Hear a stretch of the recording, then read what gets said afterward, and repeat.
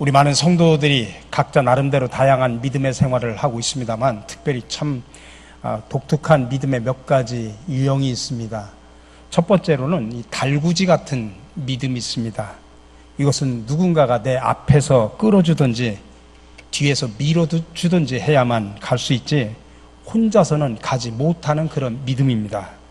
믿음의 영역과 힘이 자기 안에서 솟아나지 않으니 누가 챙겨주거나 밀어주지 않으면 엉거주춤한 상태에서 그냥 믿음의 생활을 합니다. 교회는 나왔는데 누가 밀어주거나 당겨줘야 마음의 위로가 되는 믿음, 스스로 설 수 없는 그런 믿음입니다. 두 번째로 연과 같은 믿음도 있습니다. 우리가 설이 되면 연놀이 하지 않습니까? 어떤 때는 참 믿음이 좋아서 저 높은 창공을 나는 것처럼 신나게 연처럼 날아서 좋은데 줄만 한번 끊어지면 어디로 갔는지 날아가서 사라져버리는 그런 믿음입니다. 믿음의 기초가 튼튼해야 되는데 기초가 불완전해서 어떤 때는 한 번 은혜 받고 또 어떤 때 한 번 믿음 좋아서 저 연처럼 하늘처럼 막 높이 날지만 조금만 어려우면 줄이 끊어져 가지고 그 믿음이 흔적도 없이 사라져 버립니다. 고양이 같은 믿음도 있습니다. 여러분들, 고양이는 늘 자신을 예쁘다고 쓰다듬고 관심을 가져주지 않으면 주인을 바꿔버린다고 합니다. 그래서 늘 칭찬해줘야 되고 늘 높여줘야 신앙생활하는 사람, 그래서 오히려 꾸중을 하거나 충고를 하거나 십자가를 져야 된다고 하면 여지없이 사라져버립니다. 럭비공과 같은 믿음입니다. 어디로 튈지 종잡을 수 없는 믿음입니다. 그냥 기분대로 믿는 겁니다. 믿음의 정도를 걷는 게 아니라 자기 마음대로 자기 기분 내키는 대로 믿는 믿음입니다. 기분이 좋을 땐 좋고 나쁠 땐 나쁜 감정적인 신앙생활하는 우리 한국 교인들의 대부분이 이 럭비공과 같은 믿음의 생활을 한다고 합니다. 내 뜻대로 마옵시고 아버지의 뜻대로 하옵소서라고 하는 그 예수님의 기도는 없고 내 뜻대로 해주기를 간절히 바라는 감정적인 한국 교인들의 신앙, 여기에 많이 포함되어 있다고 볼 수 있습니다. 마지막에 보면 성탄절 트리에 전구와 같은 그런 믿음을 갖고 있는 사람들도 있습니다. 반짝거리는 거 눈에 보기 좋지 않습니까? 우리의 믿음이 그와 같이 반짝거리듯 꺼졌다 켜졌다 꺼졌다 켜졌다 교회를 왔다 갔다 하면서 하는 그런 것도 결코 좋은 믿음은 아닙니다. 믿음은 언제든지 일관돼야 되지, 교회 안에서의 믿음과 교회 밖에서의 믿음이 다르고 정말 전구처럼 깜빡깜빡 켜졌다 꺼졌다 하는 그런 믿음입니다. 여러분이 이 종류 가운데 어느 부류에 속한 믿음 생활을 하고 계시다고 생각을 하십니까? 지금까지 우리는 작년에 로마서 1장서부터 11장까지를 긴 설교를 하면서 우리의 믿는 도리가 무엇인지, 우리의 믿음의 내용이 무엇인지를 말씀을 드렸습니다. 이제 오늘부터 지금과 로마서 12장 1절부터 16장 마지막 절까지는 믿는다고 하는 사람들은 이렇게 살아야 된다고 하는 내용입니다. 그래서 처음에 앞에 그러므로라는 말을 쓰고 있습니다. 자, 믿음이란 이런 것이다. 그렇게 설명을 하고 그러므로 너희는 이렇게 살아야 된다, 믿는 자로서 라고 하는 우리의 생활을 이야기를 합니다. 다시 말해서 이렇게 살지 아니하면 믿음이 있다고 말할 수 없다. 지금부터 이어지는 바울 사도의 증거는 믿는 사람들의 삶에 대한 것으로 믿음과 행동이 분리돼서는 안 된다고 하는 강력한 메시지를 우리에게 주고 있습니다. 우리의 믿음은 삶 속에서 꽃을 피워야 하고 우리의 생활이 믿음의 열매가 되어야 됩니다. 씨앗과 열매는 언제나 같이 가는 것입니다.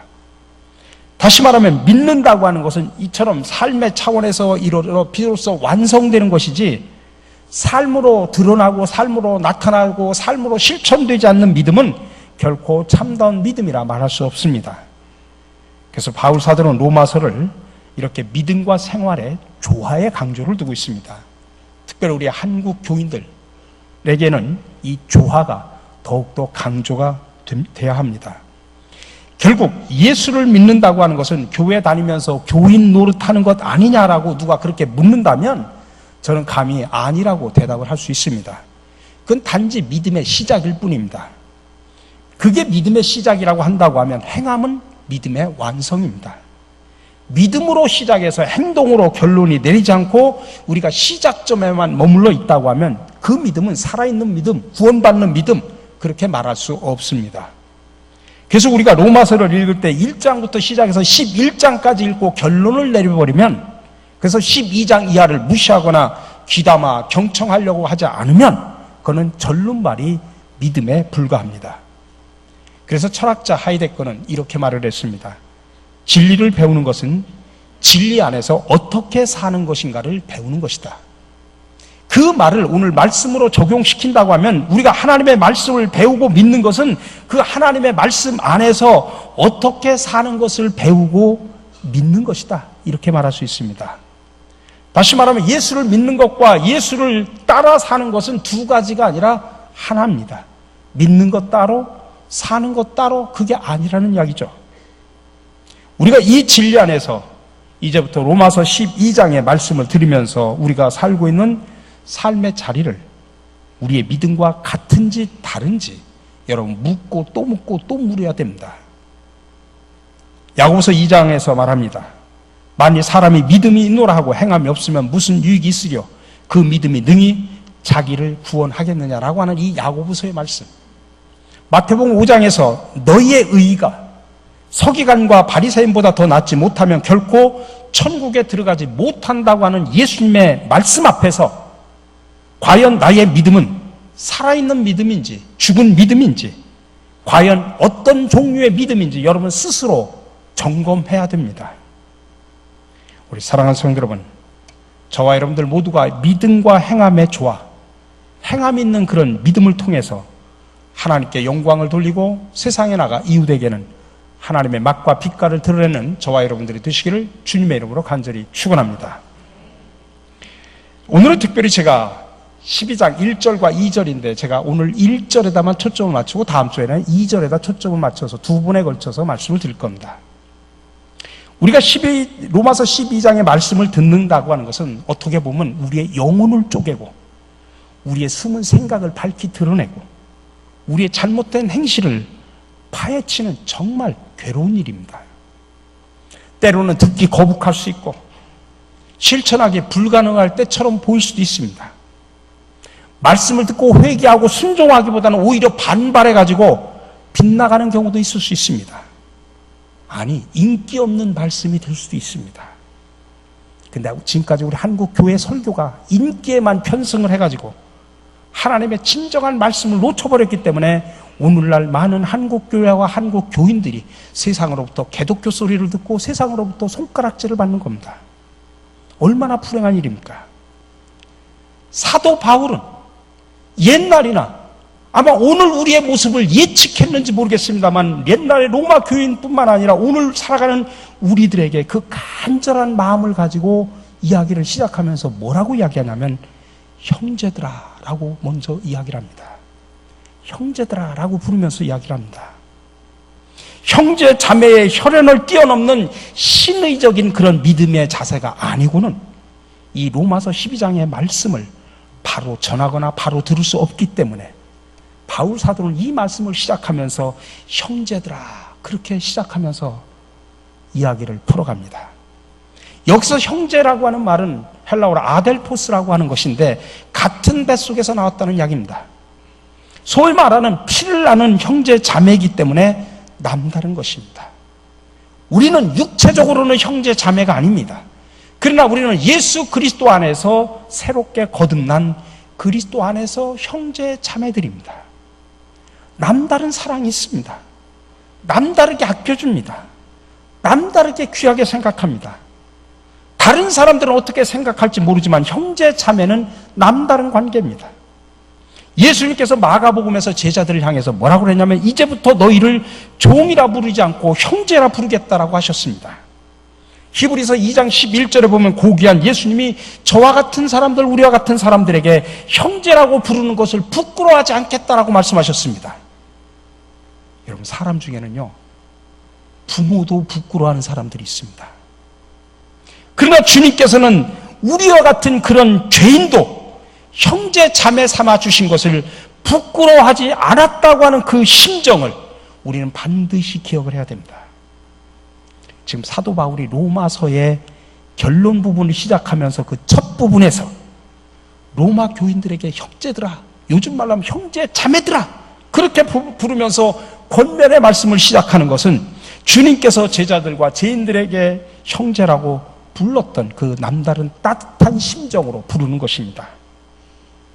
여러분, 우리는 형제 자매이기 때문에 남에게 하지 못하는 이야기를 할 수 있습니다.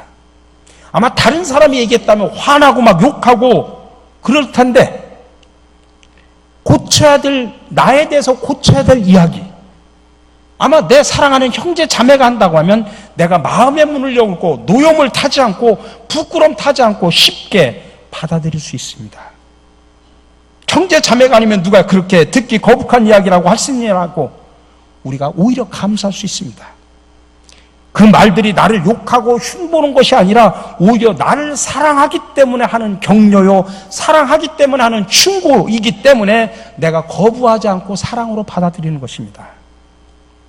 오늘날 우리 모두가 형제 자매가 될 때 듣기 거북한 말을 전한다고 할지라도 오히려 고맙게 생각하고 마음의 문을 열고 자신을 바르게 세워가도록 성령께서 역사해 주실 줄로 믿습니다. 우리가 형제 자매라는 생각을 가지고 남다른 생각과 남다른 관계를 가지는 심정으로 지금부터 로마서 12장 이하를 여러분 새롭게 보시기를 바랍니다. 아마 지금 나에게 듣기 거북하고 어려워도 여러분 이 말씀 앞에 나를 세워놓고 이 말씀의 거울 앞에 나의 추한 모습을 드러내고 여러분 회개하시기 바랍니다. 지금 바울 사도가 형제들아라고 부르는 그 심정을 우리 모두가 가지시기를 바랍니다. 여러분, 우리가 교회 오면 많이 기도하죠. 새벽에도 기도하고 또 시간마다 와서 기도도 많이 합니다. 또 주중에도 많은 사람들이 와서 기도합니다. 근데 여러분들 대부분 기도의 내용을 보면 하나님께 우리의 필요를 요청하고 요구하는 것이 대부분입니다. 여러분 혹시 이런 기도 해보셨습니까? 하나님, 제가 하나님께 무엇을 드릴까요? 하나님께서는 저에게 원하는 것이 무엇입니까? 하나님, 제가 하나님의 뜻을 따라 살 수 있도록 말씀을 전해 주십시오. 그 말씀대로 제가 따르고 행하겠습니다. 그래서 하나님 더욱더 감사합니다. 여러분 그런 기도 들어보신 적 있습니까? 근데 대부분의 우리의 기도는 그런 내용들은 쑥 빠지고 무슨 하나님 앞에 청구서 또는 영수증, 청구서를 이렇게 낭독하듯이 하나님 앞에 우리의 요구사항, 이것 주십시오, 저것 주십시오 하는 요구사항들만 보여드리고 우리가 아멘으로 끝나는 것이 우리 대부분의 기도입니다. 여러분, 사람과 사람 사이에도 한 사람은 계속 주고 한 사람은 계속 받기만 한다면 여러분 좋은 친구 관계를 유지할 수가 없습니다. 하나님과 우리의 관계도 마찬가지입니다. 하나님께서는 여러분에게 바라는 것은 여러분의 재산이나 여러분의 어떤 능력이나 여러분의 어떤 시간, 여유가 있는 그 무엇을 바라는 것이 아니라 하나뿐인 우리의 몸 전체를 통째로 하나님은 원하십니다. 하나님은 저와 여러분들의 몸을 통째로 선물로 받기를 하나님은 원하십니다. 그래서 바울은 이 몸이라는 단어를 쓸 때 소마타라는 말을 쓰는데 그거는 헬라어로 보면 단수가 아니라 복수형으로 되어 있습니다. 원문을 그대로 옮기면 너희 몸을 드리라는 게 아니라 너희 몸들을 드리라고 표현하고 있습니다. 다시 말하면 몸의 한 부분이 아니라 몸 전체를 통째로 드리라 그 말씀입니다. 비록 몸은 하나지만 그 몸이 가지고 있고 상징하고 있는 자신 전체를 드리라고 하는 의미 속에서 단수가 아니라 복수를 쓰고 있습니다. 하나님께서는 내가 가지고 있는 어떤 소유물이나 어떤 일부분이 아니라 나 자신을 통째로 원하고 계십니다. 내 마음뿐만 아니라 내 생활 통째로. 여러분, 구체적으로 살아가는 내 생활, 때로는 기쁠 때도 있지만 슬플 때도 있습니다. 건강할 때도 있지만 아플 때도 있습니다. 즐거울 때도 있지만 고달플 때도 있습니다.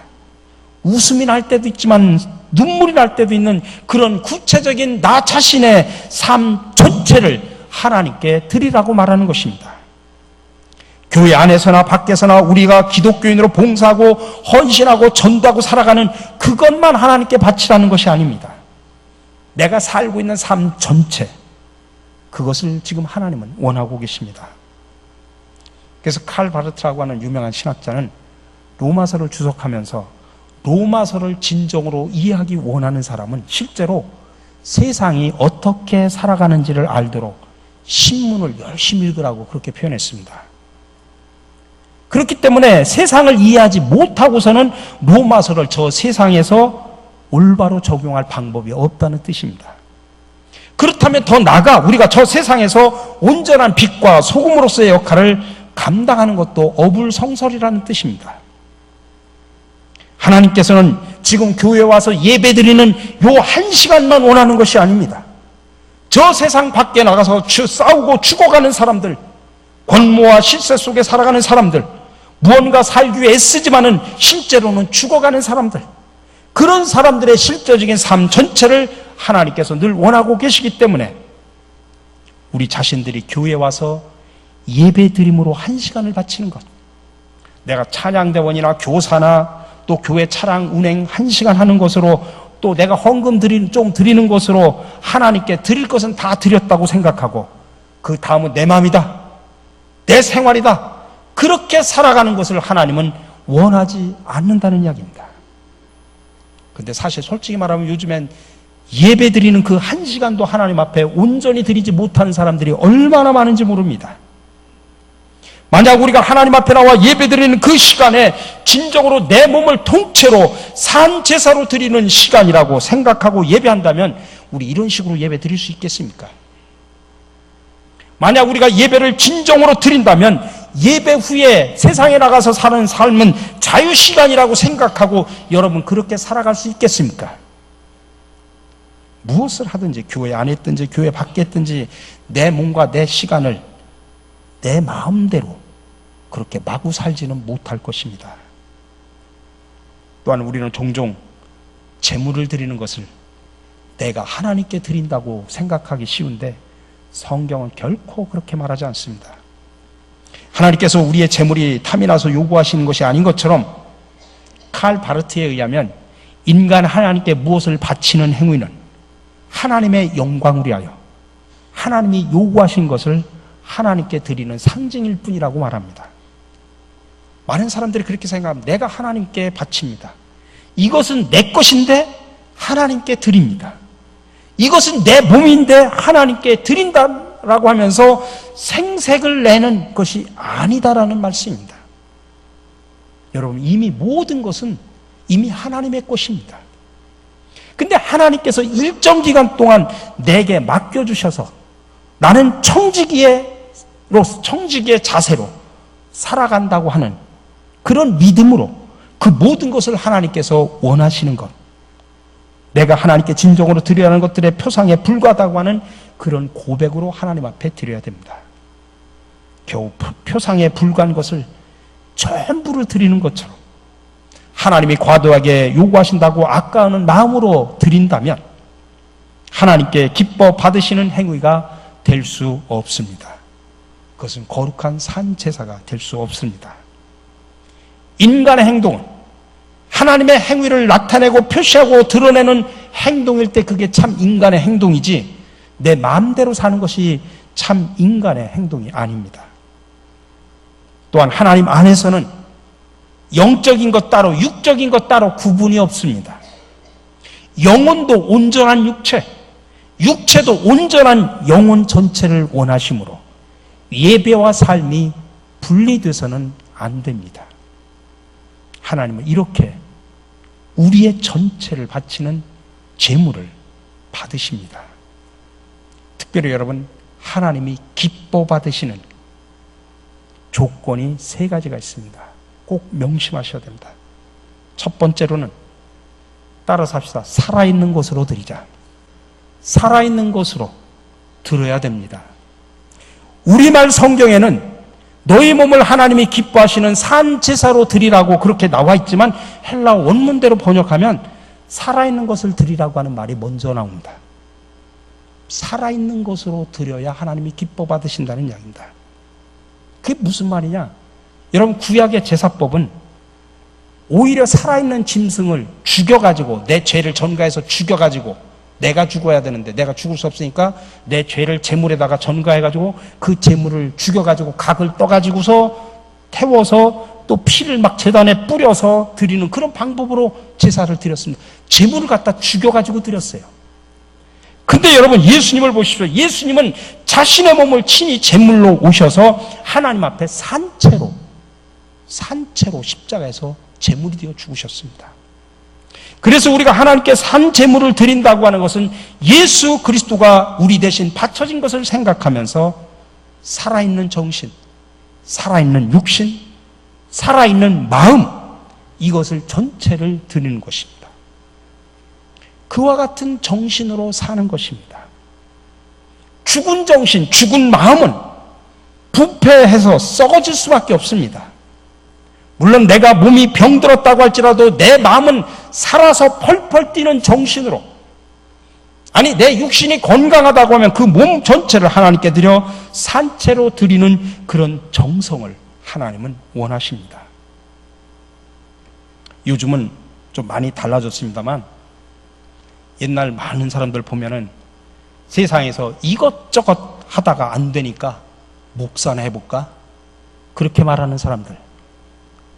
젊어서는 세상에서 실컷 놀고 즐기다가 늙어가서 예수 믿겠다고 하는 사람들. 하나님은 그렇게 바치는 것을 하나님은 원하지 않으십니다. 살아있는 정신에 살아있는 육신을 하나님은 원하십니다. 두 번째로 따라서 합시다. 거룩한 제물을 드려야 된다. 거룩한 제물을 드려야 하나님이 받으십니다.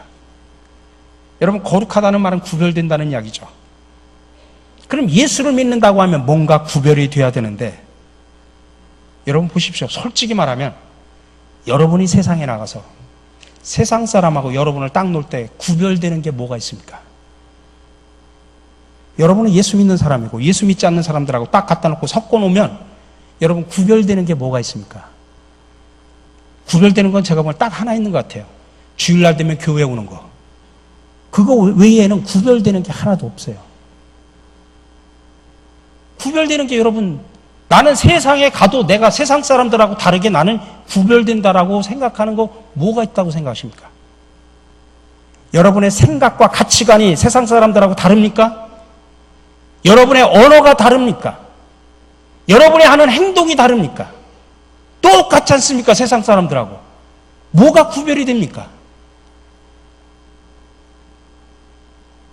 여러분, 제가 지난주에 우리 교회 신년도 표를 이야기하면서 주님이 기뻐하는 교회, 주님의 교회를 세우자라고 이야기했습니다. 그래서 예수의 DNA를 내 가슴에 품어서 정의와 평화와 생명과 사랑을 이 세상에서 실천하자고 말씀을 드렸습니다. 자, 그렇다면 여러분들이 세상 속에서 구별된다고 하면 교회 안에서가 아니라 세상에 나가서 흙탕물이고 부정부패가 난무하는 세상에 나가서 구별된 사람으로서 정의롭게 살아야 되지 않습니까? 죽음의 문화가 판을 치는 세상 속에서 생명의 문화를 만들어야 되지 않습니까? 미워하고 시기하고 질투하지만 그래도 화평의 일꾼으로 살아가야 되지 않습니까? 사랑의 정신을 실천해야 되지 않습니까? 근데 믿는 사람이나 믿지 않는 사람이나 똑같지 않습니까? 국회에서는 많은 사람들이 기독교인들입니다. 조참 기도회도 하고 열심히 합니다.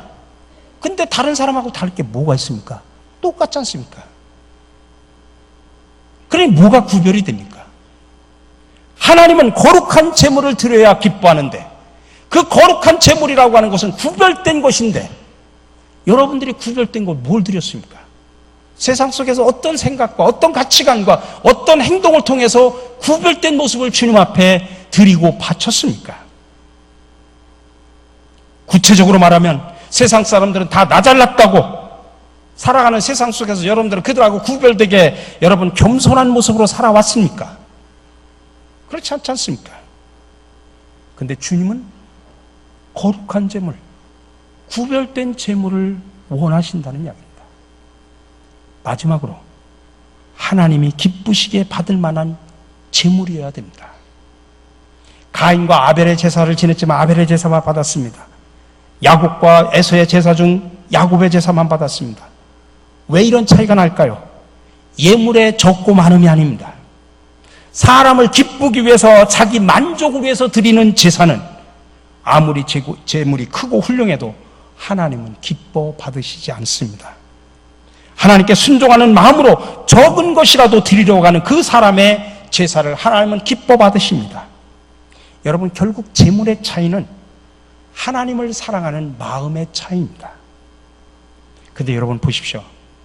오늘날 우리가 세상에 나가면서 사랑하는 것들이 얼마나 많습니까? 여러분이 제일 솔직히 제일 우선적으로 사랑하는 게 뭡니까? 돈? 그 외에 많지 않습니까?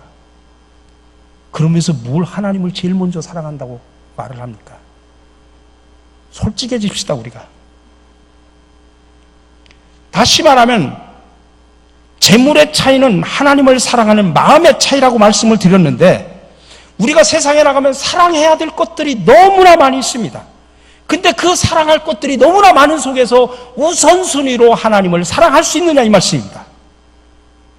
나를 사랑하는 마음, 그 무엇을 사랑하는 마음보다도 하나님을 더 사랑하는 마음으로 드린다면 하나님은 그 마음을 기뻐 받으신다는 이야기입니다. 그렇게 드릴 때 하나님이 받으시는 영적인 예배가 된다는 이야기입니다. 이것이 너희에 드릴 영적 예배라 할 때, 이 영적이라는 말의 헬라어가 뭐냐면 로기켄이라는 말인데, 이 말은 합당하고 이치에 맞다는 뜻의 로고스라는 말에서 나온 것입니다. 다시 말해서 바울이 말하는 어떤 영적 예배라는 것은 어떤 신비로운 예배가 아니라 합당한 예배, 이치에 맞는 예배, 올바른 예배라는 뜻입니다. 다시 말하면 하나님이 기뻐 받으시는 세 가지를 이야기했지 않습니까? 살아있는 것으로, 구별된 것으로, 하나님이 기뻐 받으시는 제물로, 하나님 사랑을 제우선으로 하는 것, 이런 것들을 올바로 드릴 때 그게 바로 영적 예배라는 이야기입니다. 여러분, 그리스도인은 세 종류가 있다고 합니다. 지식적인 그리스도인, 또 확신적인 그리스도인, 변화된 행동을 하는 그리스도인이라고 합니다. 여러분, 그리스도인은 지식으로나 마음에 확인하는 것으로 되는 것이 아닙니다. 변화되어서 행동으로 나타날 때 비로소 그리스도인이라 이렇게 말을 하는 것입니다. 성경에 보면 제일 먼저 그리스도인이라는 말을 들은 사람이 안디옥 교회 성도들이었지 않습니까? 그 안디옥 교회 성도들이 그리스도인이라고 하는 이름을 얻은 것은 그들의 말 때문이 아닙니다. 그들이 막 뜨겁게 기도하고 뜨겁게 찬송하는 것 때문에도 아닙니다. 그들이 구체적으로 자기들이 사는 삶 속에, 세상 속에 들어가서 믿지 않는 사람들하고 살면서 보니까, 믿지 않는 사람들이 보니까 저 사람들은 생각하는 게 좀 틀리네, 저 사람들은 말하는 게 좀 틀리네 하면서 자기들하고 좀 구별된 것을 본 겁니다. 그들의 아름다운 삶을 보고 믿지 않는 사람들이 그들의 삶에 굴복해서 말한 것이 그리스도인이라는 뜻입니다. 여러분, 세상 사람들은 요즘 저와 여러분들의 믿는 사람들의 입술을 보지 않습니다. 정말 옥구슬 굴러가듯이 얼마나 말을 잘합니까, 교인들. 그래서 교인들이 말하면 또 설교하네, 그렇게 말하지 않습니까? 얼마나 말을 잘하는지 몰라요. 여러분들의 입술을 보지 않습니다. 지금 세상 사람들 우리의 행동을 봅니다. 입술만 가지고 하나님을 믿는다고 하는지 아니면 그 행위까지 드리는지 세상 사람들은 우리의 행동을 바라보고 있다는 이야기입니다. 형제들아, 내가 하나님의 모든 자비하심으로 권하노니 너희 몸을 하나님이 기뻐하시는 산 제물로 드리라고 하는 이 말씀이 저와 여러분들의 마음속에서 살아 움직이기를 간절히 바랍니다. 그래서 그 누구보다도 바르고 합당한 예배로 하나님께 나아가는 저와 여러분들이 되시기를 주님의 이름으로 간절히 축원합니다. 자비 하나님, 주님은 우리가 하나님이 기뻐하시는 산 제물이 되기를 원하십니다. 그것은 교회 안에서만 주님의 자녀인 양 행세하는 것이 아니라 오히려 세상 밖에서 하나님의 빛된 자녀로서 바르게 행동하고 진실하게 살기를 원하는 것임을 믿습니다. 주님, 이런 일을 가능하도록 언제나 성령으로 함께 해주시고 우리의 뜻을 고집하지 말고 오직 주님의 뜻만 구하며 산 제물이 된 새로운 존재임을 늘 깨달으며 살아갈 수 있도록 도와주시옵소서. 이 땅의 산 제물이와 우리를 위하여 희생하신 예수 그리스도의 이름으로 기도드립니다. 아멘.